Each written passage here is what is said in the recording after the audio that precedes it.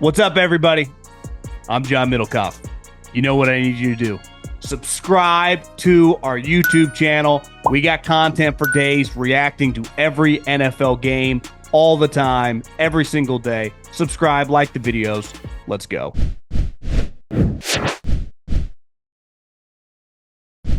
Okay, very, very, very fired up for an internet tycoon, Josh Pate's football show, which he got a new studio in Nashville, and it looks sweet. Went live for the first time with his. He's got a lot going on. I mean, he's been moving and shaking. This guy knows college football as well as anyone I know. Josh, what is happening, my man? How you doing? I've just been doing this with my hands, John, for about the past, I don't know, 6 months. So it's finally almost here. How about the fake looking brick in that new studio? That's the benefit of getting married, because you got someone who knows something about aesthetics and design. I just would have thrown up some paneling and said, let's go. But she had her touch on that, so I can't take any credit for how beautiful that new studio is. I believed it. I thought it's not actual bricks. He fooled me. Not, I mean, it's the kind you could still go graffiti on it. Like if we wanted to put the finishing touches on it, we could go like a boxcar, we could go graffiti. What do you write in the graffiti? So it's a work in progress. But yeah, as for now, we're going with a hybrid brick. We'll call it HB, hybrid brick. You and I both got married in 2025, actually. Mm-hmm. And my wife, she's a Bay Area girl. Originally, is where she grew up. She loves the NFL, but I've really got her into college football. You, on the other hand, married a college football girl who literally was working for Nick Saban, correct? Yeah, it's a very weird sort of dynamic, because you get asked a lot, hey, how did you guys meet? Well, my story with Savannah is, well, I knew of her for a long time. She's sort of running recruiting and marketing for Nick Saban. Before that, she was with Freeze at Ole Miss. Before that, she was with Les at LSU. So I knew of Savannah French for a long time. And then she kind of knew of me because I'd be around on Saturdays. I'd be around the programs a lot. And then you finally hang out one time and you realize, well, this feels a little bit different.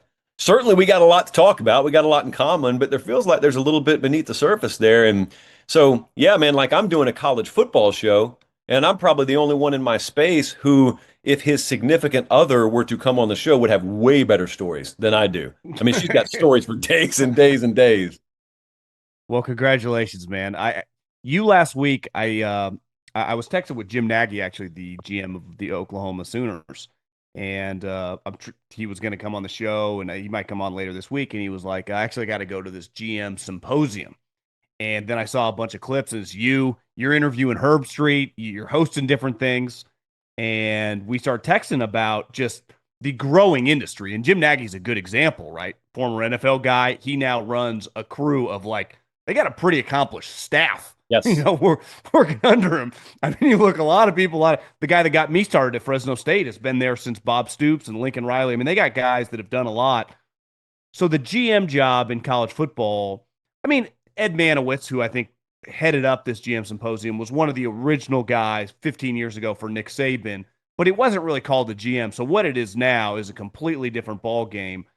You and I were talking about the power these guys are going to have. You had a theory in the next couple of years that, I mean, they're going to be 20, 25 guys making, like offensive coordinator money. So are we in like the first inning of this thing? Like where are we in the GMs, their role? In the NFL, it gets a little tricky because the coach still has a lot of juice. Are these guys working independently? Do they have more juice than the coach? How's this all playing out in college football? It's total case by case. And I know there are a lot of diehard college football fans watching this, but let me tailor this answer more towards a secondary or casual college football fan who sort of drives by the sport. Yes, the general manager role, everyone's got one now. It went from this fringe sort of novel concept 5 years ago to everyone's got one. That's about where the similarities end. Because I could talk to Courtney Morgan at Alabama, and the roles and duties on his plate are totally different than Nagy at Oklahoma, totally different than Austin Thomas, totally different than Chad Bowden. So you've got general manager in name, and that's about where it ends as far as me knowing what you do on a day-to-day basis. Some of these guys are directly managing cap. Some of them outsource that or delegate that entirely. Some of them are heavily involved with their donor and booster class. Some of them outsource that entirely. Some of them are actually constructing roster. Some of them have final say, or at least very influential say on depth, on personnel. Some of them would never touch personnel with a 10-foot pole, as Meemaw would say. So it's very, very much a role that everyone has. It's very much a high value, high leverage role, but defining what that role really accomplishes is such a case by case. But the second thing you asked, this is where I think we're very much evolving. So in the NFL, it's not crazy for you to know that the owner that's the star on top of the Christmas tree, but it's not crazy for you to tell me a general manager outlasts a head coach. A general manager's there, coach gets fired. That's not crazy. In college football, we have not gone through this yet. So in college football right now, I can tell you there are at least two major programs out there where internally one of the concerns I've gotten from head coaches is I'm in a situation where I'm not so sure who I'm answering to. This is over the past year. I'm not so sure who I'm answering to. I'm not so sure what the authority tree is in this organization. And there is a widely held belief that there have been some hires at the general manager position over the past few years that are built to outlive the head coach, that are built to be in lockstep with the athletic director.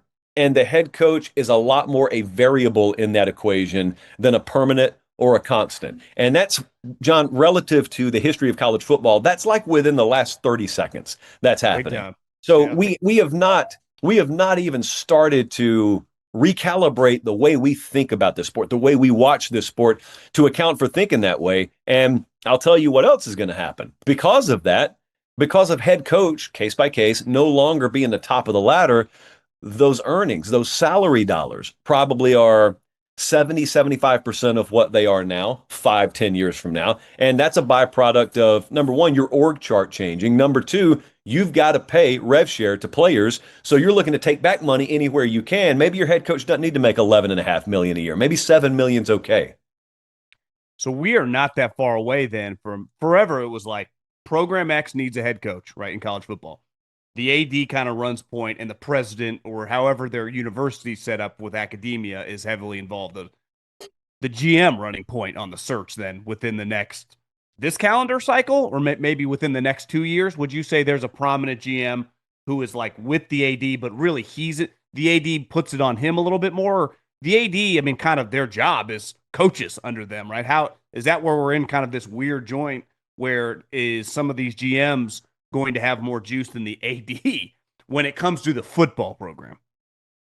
Yes. And I believe it'll purposely be set up like that. I mean, if I'm an athletic director worth my salt, yeah, I got a background in football. I know football, but I am looking to hire a general manager for that purpose. You mentioned Jim Nagy. All right, I'm pulling for Brent Venables. I hope the dude wins 10 games this year. But if it were to go off the rails, if they had a repeat of last year, let's just say the Oklahoma job was open, I 150% believe Jim Nagy is running point on that coaching search. I don't think he's going anywhere. I think he's there even if the head coach and his staff is out. And also, you're in an athletic director transition right there. Joe Castiglione's been at OU forever, and he's about to head out the door. I don't think it's just mere coincidence that they made sure they had an ironclad general manager in place before they started that AD transition period. I don't even know who's getting the AD job at OU. So yeah, I think absolutely Nagy would run point there. Now, there's some other ADs out there who would say, over my dead body, is that going to happen? So yet again, it's very much case by case right now. It's very convoluted.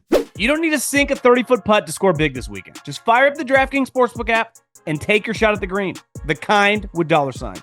Whether you're a diehard golf fan like myself or just in it for the Sunday drama, DraftKings has everything you need to make the round a little more exciting. Live bets, prop plays, and odds boosts. Here's the thing. Are you new to betting on golf? You can bet on the winner. You can bet on a guy to top 5. You can bet on a guy to top 10. My bet last week, I'm going to roll over again. I got Scotty to win, and I parlayed that with Tommy Fleetwood and Ben Griffin, 2 top 10. I think if you want to have a little action on Scotty, he was one missed putt away from being in the playoffs. We know Fleetwood's not going to win, but he's going to be in the mix. Ben Griffin is hot right now. One other guy, Cam Young. So between Cam Young, Tommy Fleetwood, and Ben Griffin, I like those guys to top 10, and I think Scotty Scheffler gets it done. So any sort of combination with those guys this week, I'm fired up on. Take your swing at winning some dough this week. Download the DraftKings Sportsbook app and use the code JOHN. That's code JOHN for new customers to get $200 in bonus bets instantly when you bet just $5. Only on DraftKings. The crown is yours. 10 years ago, I think the Belichick Lombardi thing would have been viewed a lot crazier than it is now because of the economic, financial, transaction element of college football and the transfer portal. Even though it's a lot different than free agency, there are some similarities. You know all these coaches, you know all these coordinators, and you know a lot of these GMs. What's the buzz on that operation in that program? Because one, from a talent standpoint, like Bill could overachieve with guys because he had Tom. In college, like you play Clemson, you play whoever is good. Even, I mean, TCU, I'm sure, has a lot of talent week one. Like, if you don't have the talent in college football, you can be a lot of great coaches have not won a lot of games in tough conferences and against good teams because this is not the NFL where there's a lot of equality from guy to guy looking across, the white lines at each other. I think their fundamental struggle there is going to be acquisition and retention. So the two core pillars of building a college football team right now. And the reason I mention those in comparison to what he did in the NFL is because you're right. Like broad strokes purposes, there's some similarity in college football today in the NFL. It is night and day different. The Sunday game versus the Saturday game is night and day different. You asked what the buzz is. I'm telling you, most coaches in the ACC think he's going to fail. Most coaches in the ACC think he's going to fall flat on his face, and it's not because they don't respect him as a coach. Quite the opposite. I've had zero personnel people, zero staffers in the ACC trash Bill Belichick, the NFL coach. What they've said is sort of an insult to read all these headlines and hear about how this guy and his team are going to come in and show college football something. Because the way they look at it, college football is about to teach Bill Belichick and his staff many more lessons than they're going to teach college football. So I want you to think about the dynamic here. Number one, if you could convince me that the expectation for Bill Belichick is to just do what North Carolina's always done, I would stop talking right now. He can do that. He can win 7.5 games. I've got no doubt about that. I don't think, nor do I believe you think, they paid him $10 million a year to come in and just do what North Carolina's always done. So very clearly, the insinuation in the room, the unspoken, is he's going to have us contending for a playoff spot next couple of years. Okay, I don't believe that's true. You've got to go acquire the talent. So if you're going to compete for playoff spots above and beyond just winning 7.5, that means you're not beating Louisville and Maryland for talent anymore. That means you've really got to go head to head with Clemson and Florida State and Miami. You've got to be more attractive a destination than they are. All right, that's the first thing that's hard enough. The second thing that's hard is you got to retain. So what you were able to build in New England and the culture and the root system that was able to take in New England was because there were no exit doors on the facility. Once you're a New England Patriot, you're a New England Patriot. You're not going anywhere. There's an exit door in every room in college football, figuratively. Guys don't like the way they're being treated. Guys don't like the tough love. I'm not advocating for this. I actually hate that this is the dynamic, but they can leave anytime they want to. And also, there's that pesky 20-hour-a-week rule where you're trying to install, dude, and you're trying to run this kind of defense and that kind of offense, and someone comes in your ear and says, "Bill, we can't keep them any longer. We've maxed out our hours that we can have these guys in the facility this week." Well, is that followed though? It is followed. It is at places like North Carolina. It's followed more than certain other places. Following the rules sometimes can bite you in the ankles a little bit. So I hear these people who keep telling me, well, he'll succeed in the college football game because it's the right time, because college is like the NFL now. I think college football is about to deal a very harsh lesson. And ironically, if they do get it done, this year may be their shot because they got the most workable schedule they'll probably ever have as long as he's there. There's also a generational gap of, listen, coaches, one thing that keeps you young, and you see it with Pete Carroll, you see it with Bill, is you're around young people. And even when you get in your 70s, Saban was the same way. There's a youthful energy. But you told a story on the show, you posted it on your social media about a guy in a competition to win a Power 4 starting quarterback job, and he just can't stay off his phone. That because he's quarterback, it's it's a sexy thing to say, but he cannot be alone. There got to be people all over the country in positions that are 18, 19 freshmen that this phone, and listen, we're all guilty of it, could just not put it down. And you're not talking about like in the training room, you're talking about in the meeting when they're coaching them up, right? So how's Bill? I mean, that's something all these guys are dealing with, right? Yeah. So that's a problem, but that would be the 1994 equivalent of we can't keep our kid out of jail. Like we can't keep him out of real trouble. You'll notice headlines about players getting arrested has fallen off a cliff. Well, they I don't mean, drink. they're very anecdotal exceptions. I know that. But no, hardly any kids get in trouble anymore. I kid you not, I had a defensive coordinator in the Big Ten last year say, dude, just between us, I'd love for our kids to get a little closer to the edge. Like, I wish they would get in a little more trouble. We've just got, I mean, we've got like future librarians walking around the hallways, and this is like a playoff caliber team. So what you'll think, oh, did everyone, like, did character issues and flaws disappear? No, they just got rechanneled. Now your character flaw is not, uh-oh, I got to call at 3 o'clock this morning. Our kid got arrested because he was out at the bars too late. Now it's, this kid's battling for my quarterback spot. He's off in the corner. He's on his phone. I cannot keep this from in front of his face. It's an addiction. It's not just, oh, kids and their phones. I'm talking, this is the first wave of kids coming through your program who have been like this since they were 5 years old. No one's dealt with this before. It's the first generation. It's the first wave of that. So phone addiction is a huge problem. As dumb as it sounds to someone who's 52 years old, just driving to work in Houston, it's a huge problem. Belichick will hear that. And his instinct will be the same as Kirby Smart's instinct. He'll think, be that as it may, I think there are 25 kids out there per cycle that we can take that buck that trend. We're already looking for the exceptions to the rule in recruiting. We'll go find 25 of them. And John, Kirby Smart will, because he gets his pick. That goes back to what I'm telling you or what I'm asking you. Do you think Bill Belichick, if the expectations are higher there now, do you think he can go out recruit the big dogs for the very limited supply of legitimate, like, high caliber players there are per cycle? Or can you go mine the portal for former 3-stars who were overlooked that are at New Mexico or Fresno right now? And hats off to him if he does. It is an uphill battle to be able to do that every single year. Jon Gruden put out a YouTube, which I somehow watched the whole thing, and a headline came out because he said it and he was passionate about it when Kirby. It was basically he went to Georgia and then he went to Jacksonville and hung out. So it's like 30 minutes at each place. And the Georgia one, I mean, he's addressing the team and he's talking about how he wants to coach again and he would love to coach in the SEC. There was a clip that if you watch when he goes to Jacksonville, he's talking to Tony Baselli, who, if you Google, went to USC, and Baselli, and he said, I need a job. And Baselli said, talk to me late in, like in December, AKA USC. But that, I haven't seen that headline anywhere, but that was a subtle, if I was Lincoln Riley, I'd be like, Tony, what the hell, man? But this Gruden college thing, because the NFL just might be like a Belichick thing. He might not be able to get another job in the NFL.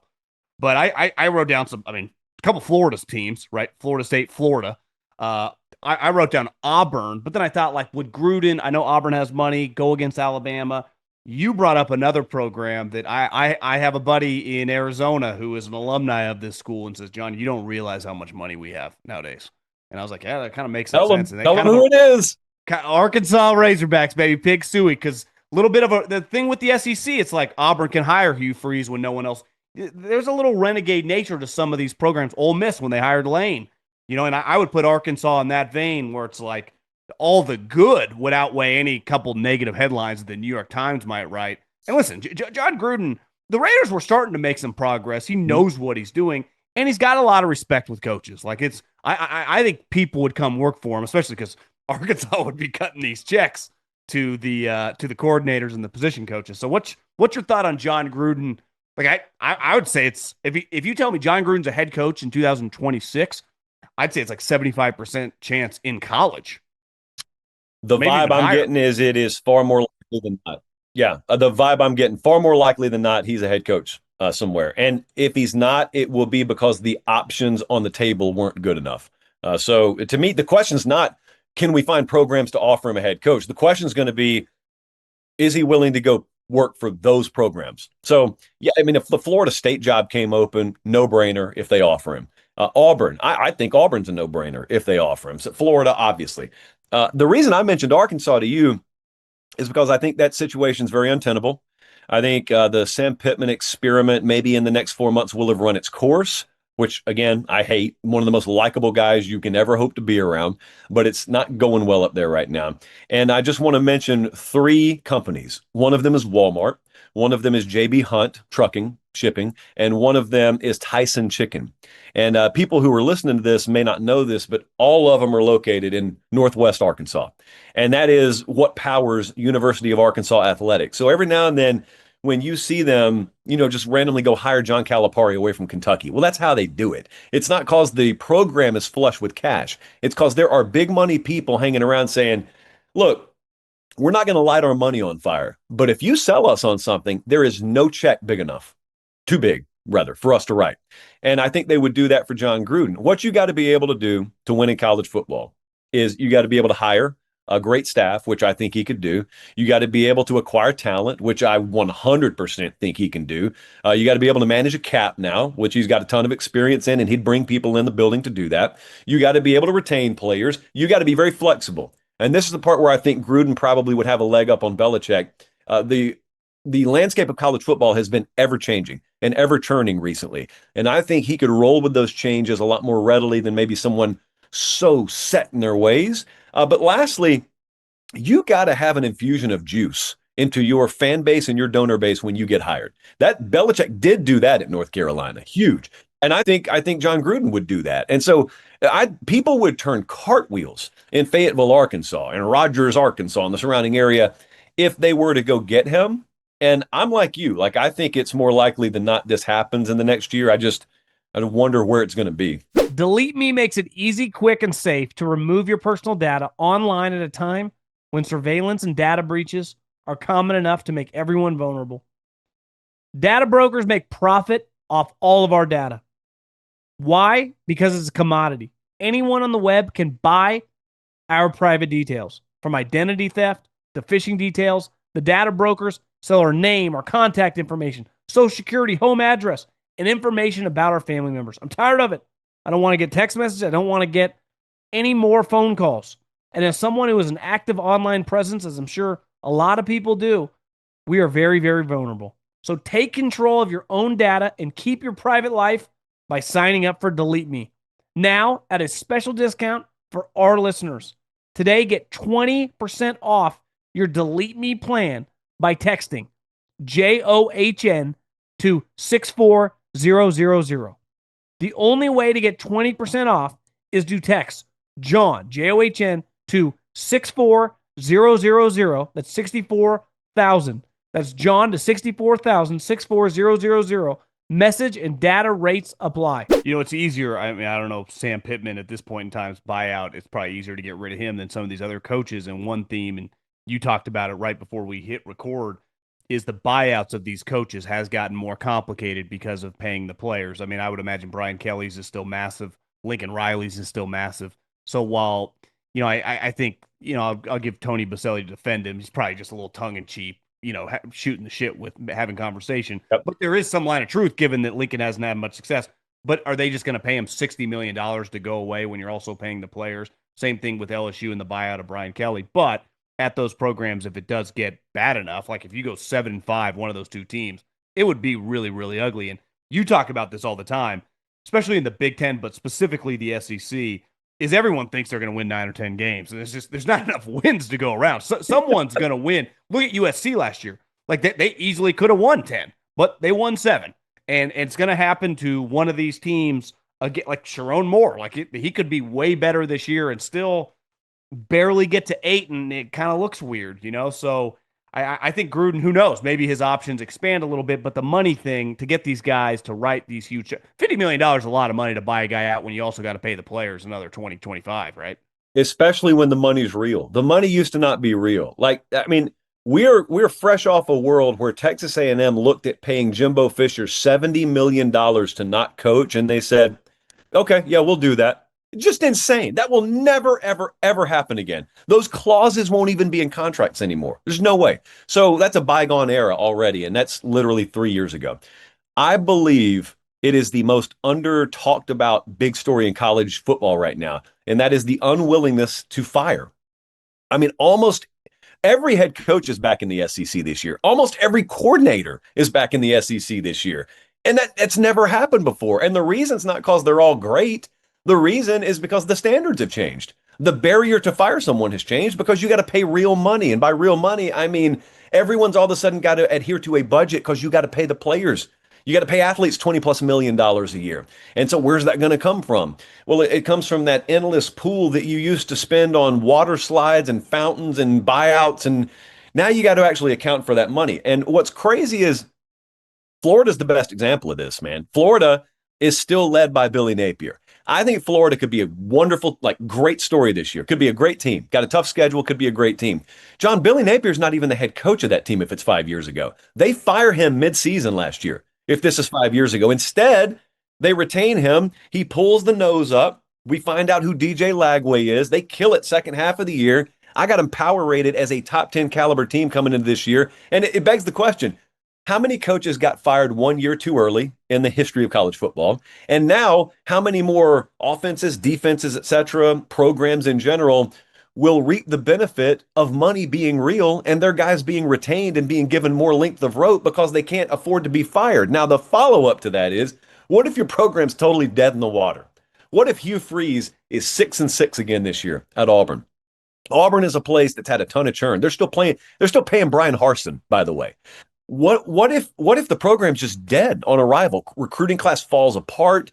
No one wants to be there. What do you do? Do you spend that kind of money again? Because Freeze has got a big buyout, and you're going to have the natives with torches and pitchforks outside the gates. Like, what are you doing with our program? We got to make a move. We got to make a move. Well, you got to spend money to make that move. You got to spend $60 million to fire someone. You got to spend $70 million to go get a new staff. You still got to pay the players, and that's the catch-22. Everybody's dealing with this now, and I just don't think it's being talked about. It's not being picked up enough on the radar yet.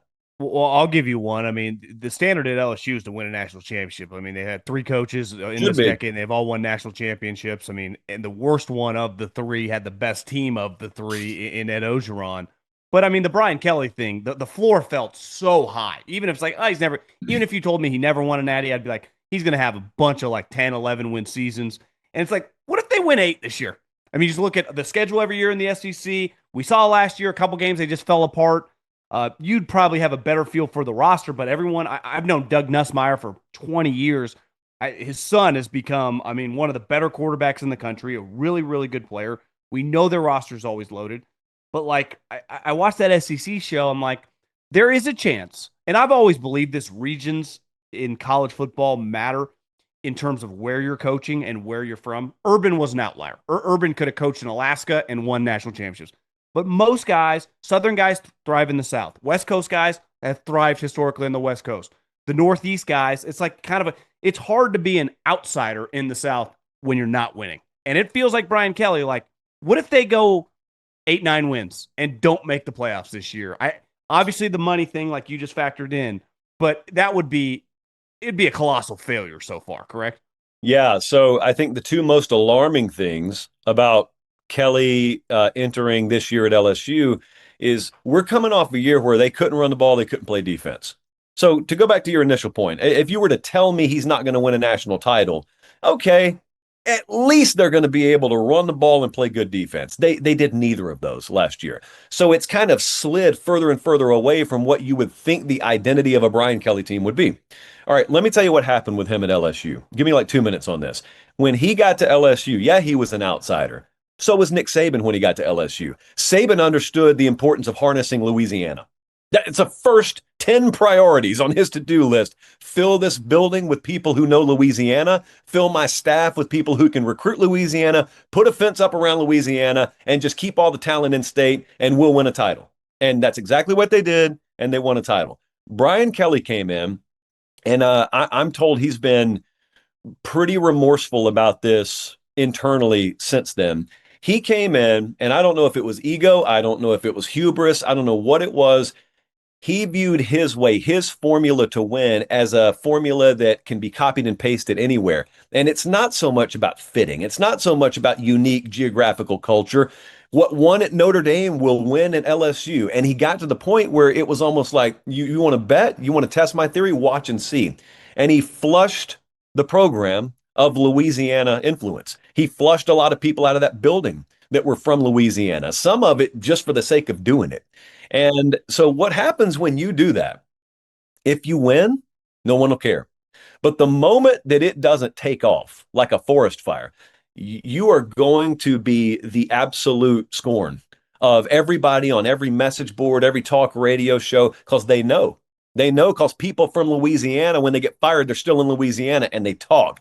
And so they had a program that was regressing year over year, and they had none of their people in the building hardly. And so what happened is administratively, even above his head, he was sort of given an ultimatum. You better course correct this. And there were certain non-negotiables. And I'll tell you, one of them was Austin Thomas coming in as his general manager. And people don't need to know who that name is, but I'm telling you, he's one of the best GMs in the country. Came back there from Ole Miss. He is a Louisiana guy. I'm in that building at least once or twice a year. There are people from Louisiana in that building again. They hired a great defensive staff last year, sort of what Lincoln did at LSU. It just takes a year or two. So I think they've made the right moves. I think he's made the right moves. I think there's a very, very striking parallel between the trajectory of Brian Kelly's LSU and the trajectory of Lincoln Riley's USC. They made poor decisions hiring at the outset. They suffered the consequences. They course correct 2 or 3 or 4 years in. The big story is, are they going to be given time to let that new root system take? Because you are in very short supply of patience in this sport 4 years into your tenure. And that's not even unfair. It's not unfair for those to be the expectations at USC or LSU. So that's what happened at LSU, and they're still trying to get back on track from that. Do you think them, Alabama, I think the AD last year, remember he put out that tweet, like basically asking for money.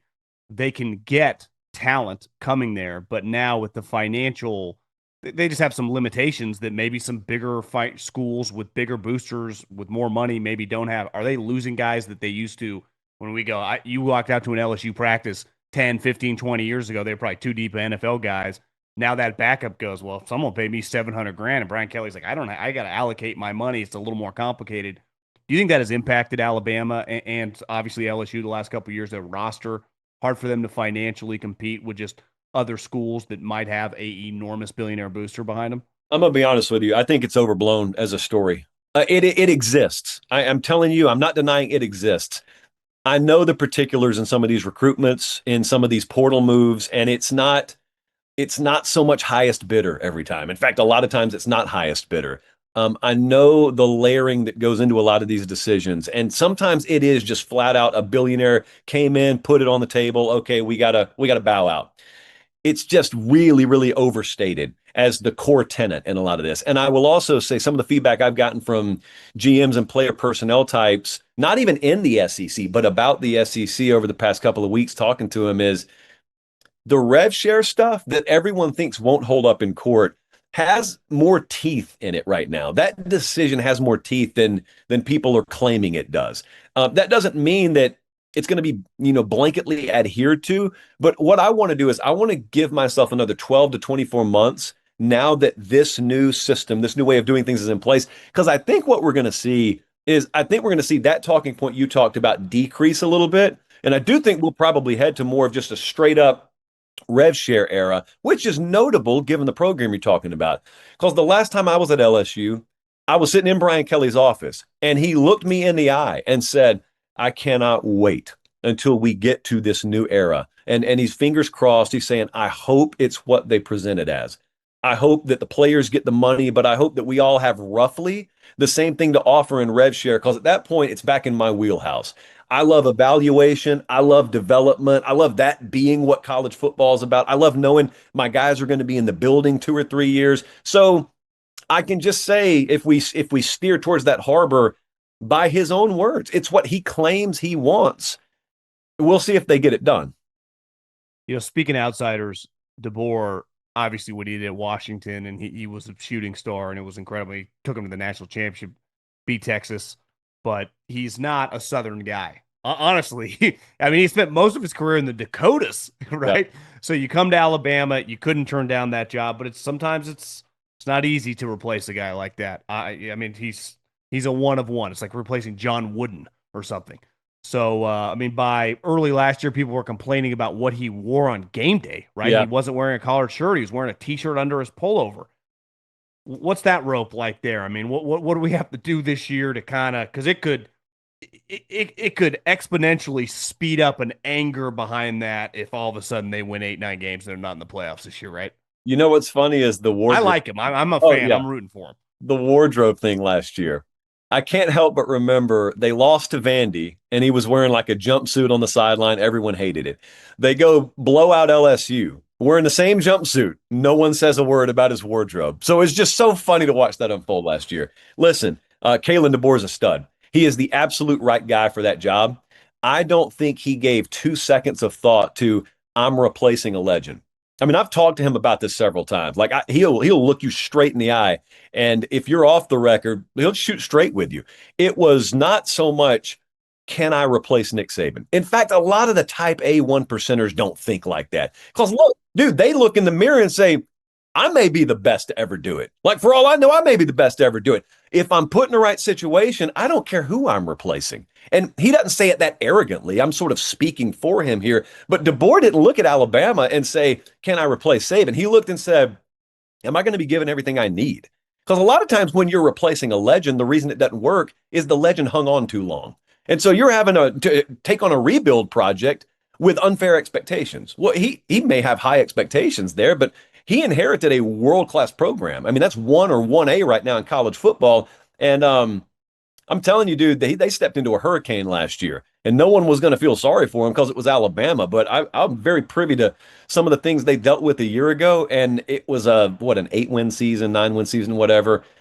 I always viewed it through the prism of 2025. And I think they'll be really good this year. And I more importantly think you need to look like Ohio State last year has all these dudes that forego the draft and they don't leave via the portal, even though there are bigger offers. Well, that's Bama this year. They got a lot of guys, probably second, third round grades, could have made twice the money elsewhere in the portal if they wanted to stay in college. They all stayed there. Point being, when you take over a job, by your second year in modern college football, 3 transfer portal cycles have come and gone. So everyone who's still there wants to be there. Everyone who's still there is your guy. So you can push them. Last year in spring, they will never admit this publicly.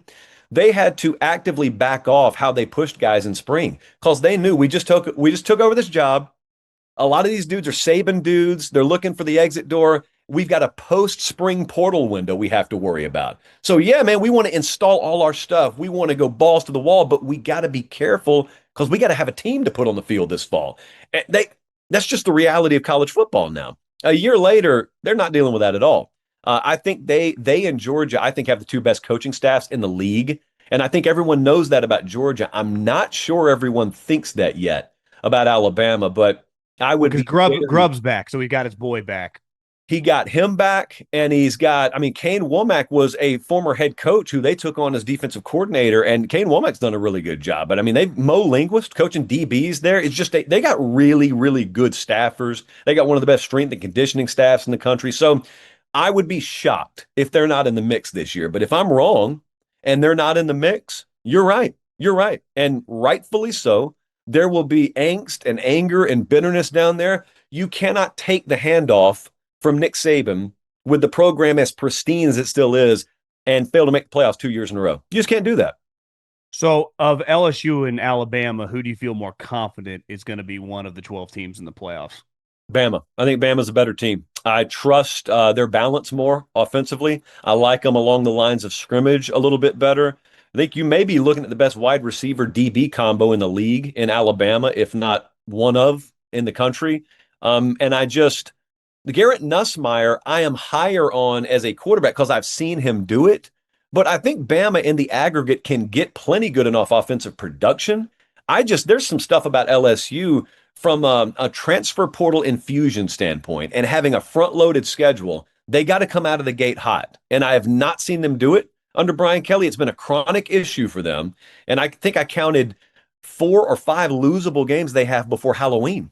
So they have to take all these new pieces. And I mean, I'm hearing very mixed reviews, offensive line out of fall camp. That's what fall camp is for. So it's not the end of the world. I think I feel a little more confident in Bama right now. So, if we just polled people in the South, Texas would feel like a lock to go to the playoffs. I'd say most people pick Georgia. Is that fair to be a playoff representation? I would say Texas, Georgia, some combo of 1-2, Bama, LSU, some combo of 3-4. Okay. So, I mean, there are going to be teams like South Carolina. Florida's got some high hopes. Yeah, I wanted to ask you about the quarterback situation. I watched the SEC show, and I didn't watch that much South Carolina last year. Obviously, you can see Sellers, big time athlete. His story about getting injured kind of makes some sense how he ends up in South Carolina. I mean, DJ, you felt like I was hearing about this guy, and I'm not even a diehard recruiting guy. 16 years old. I mean, he's a highly touted, big time player. Uh, that John Mateer. So from a quarterback standpoint, DJ Lagway, all of a sudden, if he is fantastic, that team could be 9, 10 wins. Yes, they play the toughest schedule in the country and could still do that. You are you are hitting on what I think is the biggest story in that league, and that is for the first time in a long time, the tier two of the SEC consists of like half a dozen teams that could reasonably win the conference. They have varying degrees of percentage chance to win the conference that you never would have said 5 or 6 years ago. You're talking about Florida there. Florida, DJ Lagway has a chance to be the best player in the country this year. He is that talented. He's that skilled. Uh, his deep ball accuracy on top of just the athleticism he gives you with his legs, if he can stay healthy, which is the biggest concern in Gainesville right now, he's had shoulder and calf issues. If he can stay healthy, that can be an electric offense. And I'll tell you this, man, you think about that and you think, ooh, Florida, electric offense, score 45 a week. Maybe they don't come out of the gate hot. The follow up to Florida, the reason I believe in them as being more than just some paper tiger type pretender is they could win a game 21-19 the first few weeks of the season if they need to. They're great along the lines of scrimmage. They got really good tailback and offensive line depth. Defensive personnel front seven matches up with anyone in the conference. So if DJ's not red hot on fire out of the gate, I think they'll be okay. I picked Mateer to win the Heisman. So that's how high I am on John Mateer at Oklahoma. I think he will fundamentally transform what they do. You're going to have some folks watch highlights of him in practice. They're going to say, ooh, I don't like that arm angle. I don't like that release. Ooh, look at the lack of quality of competition he played last year. All notable. I'm just telling you, I think he's going to be a stud. I think he had like 800 something yards rushing last year, and it's his arm talent I'm most impressed with. So he's a true dual threat. A&M will not be what I just said at quarterback. They'll be a lot better in the vertical passing game, but they will be a team that makes no mistake what their identity is. They're going to run the ball on you. They're going to run the ball some more. Mike Elko's got both hands around the throat of that defense after the way they finished last year. He will not allow that to be a repeat issue. They're going to play ugly football. It will not be aesthetically pleasing, but that's the kind of team that just hangs a 10-2 on you out of nowhere because they brutalized everyone. I also love that recruiting in college football in general has had to account for up-tempo spread. Your linebackers are smaller. Your defensive personnel in the aggregate is smaller. And every now and then someone just throws out an offensive line that averages 330 across the front and three tailbacks who are bruisers, and they take advantage of that. That's what A&M can do this year. South Carolina, yeah, they were 9-3 last year. Dude, they're 2 plays away from 11-1 last year. I know. They got a lot. That SEC show, they easily could have beat LSU. They got the shaft in that game, man. I'm not one to throw officials under the bus, but they got the shaft in that game. But here's the problem. We had Beamer on the show in the spring, and I said, does your building have a firm grasp that as great as last year was, they don't get to carry any of that over? Like momentum is so stupid in college football. People talk about carrying momentum over year to year. It's fake. It doesn't exist. You start 0-0 in the fall, and they got to replace a lot of wide receiver talent, 5 NFL departures from the defense. And they recruit okay. They don't recruit at the level where they just seamlessly backfill that stuff. But they could have the best quarterback in the country in Lenora Sellers. So I didn't even mention Tennessee here. I didn't mention like Tennessee or I wanted to hit on Oklahoma with you because John Mateer, I mean, a lot of people are high on him bringing his offensive coordinator.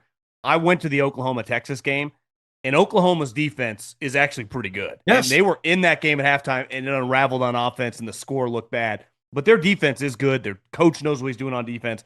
Offense was a joke. The Arnold thing, now he's at Auburn. They are really high on John Mateer. They had a bunch of injuries last year, right, to wide receivers and offensive linemen. Could Oklahoma be – because a lot of people said, like, Texas is going to make the transition easier than Oklahoma. It kind of overwhelmed Oklahoma a little bit. But clearly they are higher on this team going into this season than they have been on previous from a talent standpoint, starting with quarterback, where Oklahoma historically has been pretty damn good at that position, right, the last 25 years. Yes, yes. You saw a team last year that had a fatal flaw. You didn't see a team that was fatally flawed. You saw a team that made a poor hired offensive coordinator, quarterback never got off the ground, and a top 20 defense got wasted. And a lot of wide receiver injuries impeded them. So they did what they needed to do. They put Brent Venables back calling plays defensively. Brent Venables has no business being a CEO type head coach. He ought to be a guy who delegates offensively. And in this case, they went and hired their new quarterback's former offensive coordinator. So that's a great package deal. And he will have his hands on that defense. Dude, that conservatively should be a top 15 defense this year. Underreported is the fact that they also went to Cal and got Jaden Ott at running back.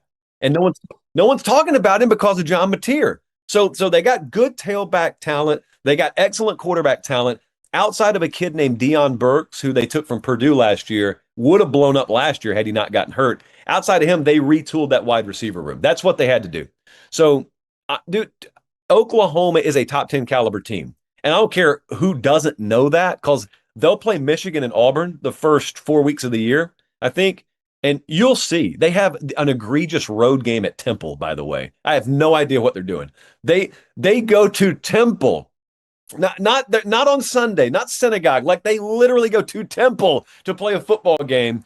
But outside of that, John, I think they're going to be undefeated when they play Texas in the Red River game. And I think by that point, everyone's attention will be on OU. They next to Florida have the second toughest schedule to me in the country. Both of those teams are equipped, I think, to navigate that and be in contention. And you got to think, if either of those teams can go 9-3, that's the kind of schedule that you can get in the playoffs going 9-3 against. Okay, I'll get you out of here on this. A guy who became star would be strong, but I mean, a household name in the SEC was James Franklin. He went to Penn State, and I had a lot of money on them against Notre Dame, and he throws that pass across his body, and that team was really good. And this team is supposed to be just as good. I mean, the clips of LeVar Arrington's true freshman son, you're like, this guy looks exactly like Micah Parsons and Abdul Carter. Where do they find these guys? There's no disputing James is an elite recruiter, especially he's an offensive guy, and he dominates defensive recruiting. Offensively, they got a quarterback. They got a good offensive coordinator. I know I've heard you talk a lot about this. If not now, then when? Not even just winning the national championship, but just winning some of these big games, beating Oregon, beating Ohio State. You know, they don't get that much credit, right? Their 2 playoff wins last year because they weren't against a Tennessee, an Alabama. They were against SMU and Boise State, and then they played Notre Dame and they lost. So you know these programs, you know these coaches. What's your take on Penn State going into this year? Unfair, like crazy, because they're going to be viewed as like an Ohio State and Alabama, Georgia. It's like almost like national championship or bust, and the guys never even beat a team in the top 5. Yeah, it's so crazy. Again, if we were to take a casual NFL fan who kind of sort of watches college, they would think, if you told them James Franklin had doubters going into last year, Penn State had doubters going into last year, they would think, oh, they made the semifinals. Obviously, that quieted the doubters, right? No. Every hater who was there is still there, because the haters said you can't beat the big teams and you can't win a national title. And they got a shot at Ohio State. They lost. They got a shot against Oregon in the Big Ten title game. They lost. They win 2 playoff games against teams you're never going to get credit for beating in SMU and Boise. And the second they face off against Notre Dame, they lose. So they're all still there. I got to tell you, man, they are not shying away from this stuff up there. Like, I was talking to them 2 days ago, and they are very bullish on this team. They are very bullish that they hit on their wide receiver acquisitions out of the portal, which is where they've lacked. They have not had difference makers at that position. I can tell you, talking to defensive people in the Big Ten, no one fears Penn State beating them by throwing the football. And if that is different this year, that's the big change. It's not Drew Aller magically becomes a better player. I kind of think he is who he is by this point. Does he have better talent out wide to throw the ball to? Because, I mean, you got to backfill. You're not going to have the tight end production that you had. So you got to have good wide receiver production. If they can do that, they got 2,000-yard tailbacks. They're probably 9 deep on their offensive line. It's one of the deepest overall units in Power 4 right now. They got Jim Knowles from Ohio State. They went and got a kid, Amari Campbell, I believe, from North Carolina. You're not going to hear anyone talk about him. He is a home run out of the portal. They're going to green dot him. They will actually have him call plays defensively this year in all likelihood. So they've got good defensive personnel. They got good offensive personnel. The question is, are they still a 7 or are they a 9.5? Like, if they're a 7, good, solid team, probably no more capable of doing anything more than they've done the last few years. It's like fractions of inches. Them and Clemson both. It's fractions of inches that it takes to go from being good to great. And there's no way to know that. You can't even, I'm going to go up there and watch them practice later next week. I think I won't know. You don't know until they play. And they don't play anyone until really Oregon in week 5. And candidly, they should win that game. Oregon's taking a new quarterback into Happy Valley. Penn State, I think, has got a bye before that week. Oregon's got to travel across the country not rested. If they don't even win that game, I don't know how you convince me that anything's changed. Well, if we were doing a draft of like playoff locks, would Penn State make it past like 2? Dude, it's got to be them. How do they miss? I mean, they're a playoff lock, Yeah. right? I mean, that's what they feel like. So can they get it done? Well, Josh, enjoy. You going to a lot of training camps coming up? I'm going to try and hit Oregon and Bama and Penn State this week. Yeah, Oh, man, you're all over the country. place. Well, enjoy it and congrats on all your success. And we'll be watching and subscribe to his YouTube channel. It's just, I don't know, shooting like a rocket ship with the numbers. So thanks again for coming on. And man, excited for this season. Excited to watch you. Pleasure as always, sir. Have a good one. See you, Josh.